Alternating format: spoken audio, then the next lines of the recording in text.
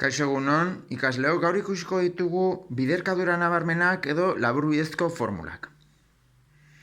Eta formula hauek ikasi behar dituzue. Hau da, baldin badaukazute polinomio bat modu honetakoa, hau da, a ber bi ken b ber bi, izango da kontrako bi polinomioen arteko biderketa bezala. A ken b bidera gehi b. Hau da, beti egin behar dezute, A eta B, A ber bi eta B ber biren erroa. Bale? Adibide batekin ikusiko dugu hemen. Adibidez, baldin badaukazute horrelako polinomio bat, 59 isa ber bi ken 36, hemen hau da, izkinetan, garzonetan bi direnez bakarrik, egingo ditugu erroak izkinetan beti, 59ren erroa da 7, eta isa berbiren erroa da isa. Gogoratu erroa egiterakoan, isaren berretzailearen erdia egin behar dugu. 2 zati 2, orduan da bat, isa ber bat, bai, bale? Eta hemen, 36ren erroa izango da 6. Bai, eta esan dugu jarri behar ditugula kontrakoak. A minus B eta A gehi B. Orduan hemen jarriko dugu alde batetik isa ken 6, zazpi isa ken 6, eta bestea izango da polinomio berdina, baina plusarekin. Minus eta plusarekin, bale? Hau da, egin behar dezutena denean A ber bi ken B ber bi motakoa. Bi monomio bakarrik daudenean eta ardian minus bat, bai? Kontrako polinomioen arteko biderketa moduan. Egiten behar zute polinomio hau bider polinomio hau, emango du polinomio hau. Bueno, hori da lehenengo laburbidezko formula. Bigarren laburbidezko formula, ikasi behar dezutena da hau. A ber bi ken bi AB gehi B ber bi. Kasu honetan, lehen esan dugu ditugunean bi monomio kenketa batekin dira kontrakoa. Kasu honetan, bi polinomioak izango dira berdinak, berdinak, bai? Bere zeinua zein izango da? Ba, beti esango dizue erdiko monomioak duena. Hemen jartzen du minus, ba hemen jarriko dugu minus. Eta hemen minus ere bai. Berdinak izan behar dute, bai? Eta beraz, hau izango da A ken B ber bi. Zergatik ber bi, zeren eta bi polinomio hauek berdinak direlako. Biderketan.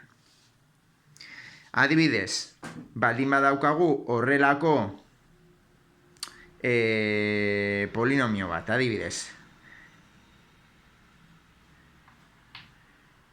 Lau isa ber lau, imaginatu, hemen jarriko dugu bederatzi, bai?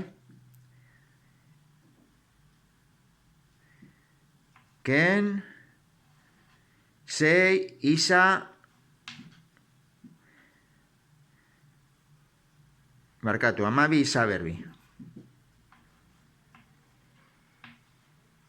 Bale? Imaginatu daukagula polinomioa. Ordenatuta dago, gogoratu ordenatu behar dela, desordenatuta gongo balitz, ordenatu behar da polinomioa, maila alienetik txikienera. Bueno, kasu honetan, hemen esan dugun bezala, pues izkinei egin behar diogu erroa beti. Erroa egingo diogu hemen, eta hemen ikusten baduzute, hemen egin daiteke erroa. Lau isa ber lauren erroa da, bi isa ber bi, lauren erroa bi, eta isa ber lauren erroa, ba berretzailea zati bi egiten dugu, erroa delako, isa ber bi. Bederatziren erroa da 3. Bai? Beraz, Oraingoz ondo goaz. Izango da, bi izaber bi eta 3. Eta zeinua zein izango da, pues erdiko monomioak esaten dizue minus. Eta hemen minus. Bai? Hala ere, konprobatu behar dezute erdiko monomioa den biabe. Hau da, bi aldiz lehenengoa bider bigarrena edo lehenengoa bider bigarrena eta gero bikoiztu. Kasu honetan egiten badezute, bi izaber bi bider 3, zeinua kontatu gabe, ematen du 6 izaber bi. Bai? Egin behar dezutena da, orain, honi egin bider bi. Beti bider bi, orduan, ematen du doblea, edo bikoitza, 12 izaber bi. Ematen du erdikoa berdina dira, beraz, formula hau ondo aplikatuta dago. Eta bukatzeko, berdinak direnez, jarriko dugu, bi izaber bi ken 3 dena berbi. Bai? Beraz, egiten badezute polinomio hau bider polinomio hau, emango dizue hau. Polinomio hau da, hau, berbi. Bueno, gauza bera gertatzen da, eta hau ere ikasi behar dezute, honako laburbidezko formularekin, baldin badaukazute polinomio bat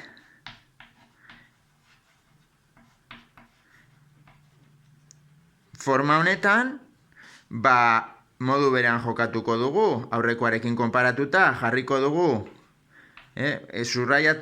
azpimarratzen dudanak egin behar dira erroa, Orduan, geratzen zaizue, bi polinomio zeinu berarekin, eta kasu honetan, da plus, lehen zen minus, baina orain da plus, erdiko monomia daukalako plus, orduan da plus, eta plus. Bai? Adibidez, jarriko dugu adibide bat. Imaginatu daukazutela, isa bersei, gehi 25, eta hemen da, 10, isa berriru. Bai? Kasu honetan, begiratzen dugu, eta esaten dugu, bueno, pues, polinomioa ordenatuta dago, mailatik handienetik txikienera, eta orain, izkinetan egin dezakegu erroa, bietan, orduan, egingo dugu erroa, isa berriru, eta hemen, erroa, 25 erroa da, 5. Bietako batean ezin bada erroa aplikatu, ezin dira laburbidezko formulak aplikatu. Bale? Edo erdiko monomioa ez bada ateratzen gero egiterakoan biabe, bale? Bueno, baina kasu honetan, egin daiteke erroa eta egin daiteke erroa eskinetan. Bueno, egingo deguna da, polinomio hau, bider, polinomio berdina. Kasu honetan,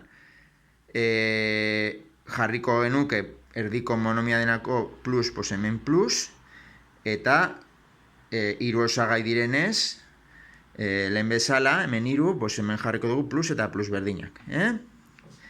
Bueno, pues azkenik egin behar deguna da konprobaketa, Hau da, biabe, lehenengoa bider bigarrena, kasu honetan, daukagu 5 isa berriru, bikoizten baduzute, egiten baduzute bider bi, ematen du, pues 10 isa berriru. Ematen du erdiko polinomioa. Orduan ondo dago. Beraz, jarriko dugu hemen, karratu bezala berbidura moduan. Isa berriru, gehi 5, eta dena berbi.